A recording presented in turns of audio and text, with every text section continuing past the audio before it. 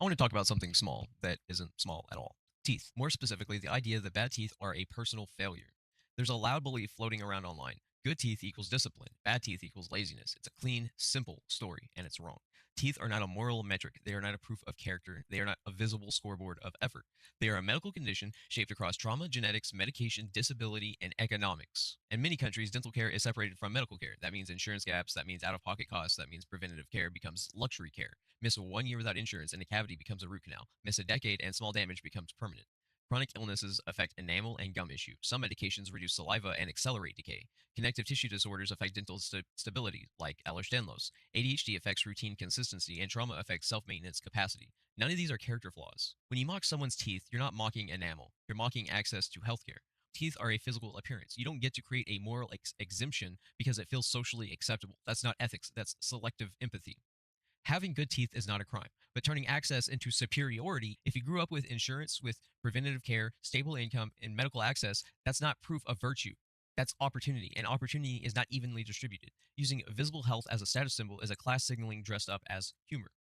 The deeper issue isn't teeth, it's the instinct to turn visible health differences into moral judgments. That instinct disproportionately harms the poor, the disabled, the chronically ill, survivors of abuse, people without consistent healthcare access. It's easy to laugh at symptoms, but it's harder to look at the symptoms. Teeth are a part of the body. Some people's teeth tell a story, not of laziness, but of survival without support, of illness without insurance, of years without access. And if you care about fairness, care about structural reality. If you care about empathy, make it consistent. Teeth are not a moral failing, they're a healthcare issue.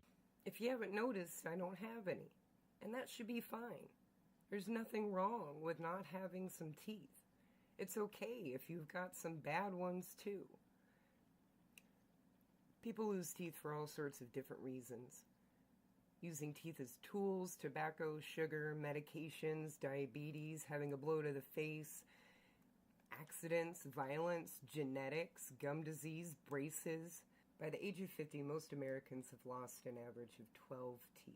You have illnesses like Ehlers-Danlos syndrome, hiatal hernia that causes constant GERD, been abused for decades without support, haven't been to a dentist in over a decade due to being disabled, and the only option is getting them pulled, which still costs money. Trauma and executive dysfunction make it hard to do simple things. This is called a barrier. Just because you may not have had them doesn't mean they don't exist. How my teeth got here. I've always had issues with my teeth. The beginning of the end with them was when I developed GERD from a hiatal hernia I've had since second grade. GERD causes you to constantly cough up and spit bile. This bile damages your teeth. Add Ehlers-Danlos, a connective tissue disease, on top of that, and you have teeth that constantly have to be managed via a dentist.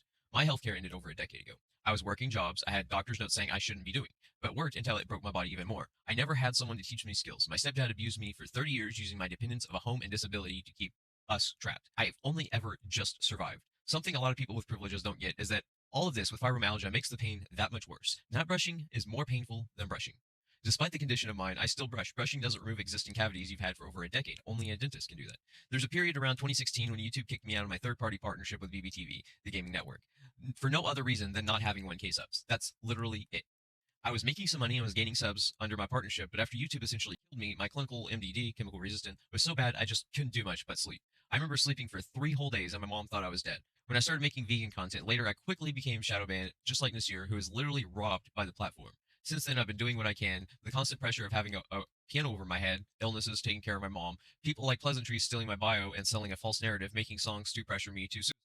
People can't understand barriers if they've never had them. In their mind, it's always the victim's fault. It can never be circumstances that were just handed to you. I see these other YouTubers exploiting others who can barely survive, mocking abuse, mocking suffering, and I can never understand why people who have the easiest lives imaginable have to steal from someone else's suffering. Besides them never having suffered, never been a caretaker, never took abuse for their mom, never worked with an already broken body, but the only thing I can come up with is that they're just sociopaths. Instead of talking about things they've been through, which they haven't, they have to copycat. People who have life on easy mode, never been homeless, never been sick. These are the people who bully people to suicide in schools. Only they are the cowards, so they do it over the internet. I've never stolen someone's ability to survive, but then again, I'm not a sellout with no excuse. So now I'm lucky if I can get my teeth pulled.